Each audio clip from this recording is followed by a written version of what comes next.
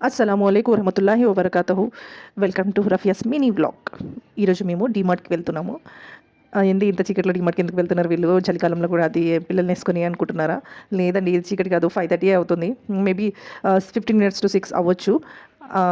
మధ్యలో చూస్తున్నారా ఎంత ట్రాఫిక్ ఉందో? ఇది Moosapet side back side area. And మేము వెళ్తుంది జేఎన్‌టీయూ డీమార్ట్‌కి. డీమార్ట్ అనేది ఏమంటారు, మిడిల్ క్లాస్ ఫ్యామిలీకి ఒక మాల్ లాంటిది. బడ్జెట్ ఫ్రెండ్లీ అండ్ చీప్ అని చెప్పను, బట్ బయట మనం కొనుక్కునే దానికన్నా తక్కువ ప్రైస్‌లో వస్తుంది.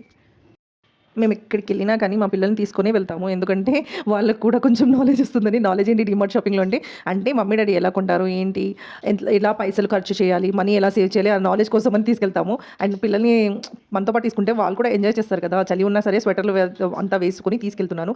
ఈ మధ్యలో ఈ బిల్డింగ్ వస్తుంది చూసారా? ఇది లోదా అపార్ట్మెంట్స్ అంట. అండ్ ఈ బిల్డింగ్స్‌ని చూస్తే ఒకటే గుర్తుకొస్తుంది. ఏంటంటే ఇంత పెద్ద పెద్ద బిల్డింగ్స్‌లో ఉంటారు. కోట్లు కోట్లు ఖర్చు పెట్టి క్రోర్స్ బట్ ఇండిపెండెంట్ హౌస్ కొనొచ్చు కదా అని. అయినా సరేలేండి, మనకెందుకు కానీ.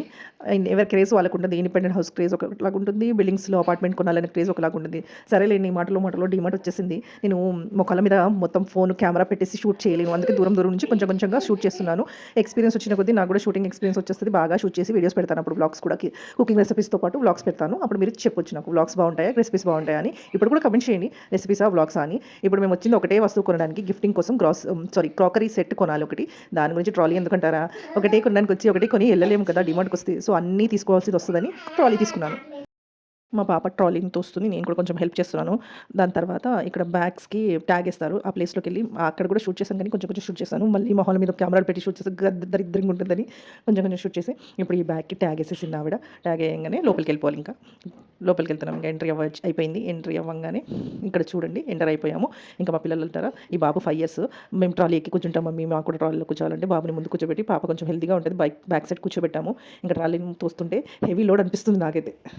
గ్రాసరీస్ వెయిట్స్ కన్నా వీళ్ళని ట్రాలీలో కూర్చోబెట్టి తోసే వెయిటే ఎక్కువ అనిపిస్తుంది నాకు. లిఫ్ట్‌లో వీళ్ళని తోసేసి ట్రాలీ పైకి వెళ్ళిపోయాం. డైరెక్ట్ క్రాకరీ సెట్స్ దగ్గరికి వెళ్ళిపోయి ఒక క్రాకరీ సెట్ అయితే సెలెక్ట్ చేసుకున్నాము. అంటే టీ సెట్, కప్స్ ఉంటాయి, కప్స్ సెట్ సెలెక్ట్ చేసుకున్నాము. ఇంకా అటు ఇటు చూస్తున్నాము. నేను షూట్ చేయాలనుకున్నాను బాగా, కానీ చేయలేకపోతున్నాను. ఎందుకంటే నాకు కొంచెం భయంగా ఉంది, మొఖం మీద కెమెరా పెట్టి చూసేస్తే ఎవరేమంటారని. ఇంకా పర్వాలేదని ఒకటి సెలెక్ట్ చేసుకొని తీసేసుకున్నాము. దాని తర్వాత మిగిలిన గ్రాసరీస్ కూడా తీసేసుకున్నాము. ఏంటి వీళ్ళు ఒకటే కొనడానికి వచ్చి గ్రాసరీస్ ఉంటుందంటారా?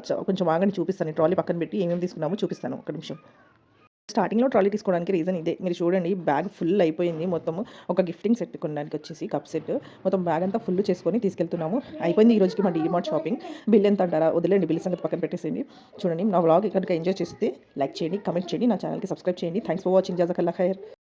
గైస్, కొంచెం నా ఇన్‌స్టాగ్రామ్ పేజ్ కూడా ఫాలో చేయండి. రఫియాస్ కిచెన్ తెలుగు అని ఉంటుంది.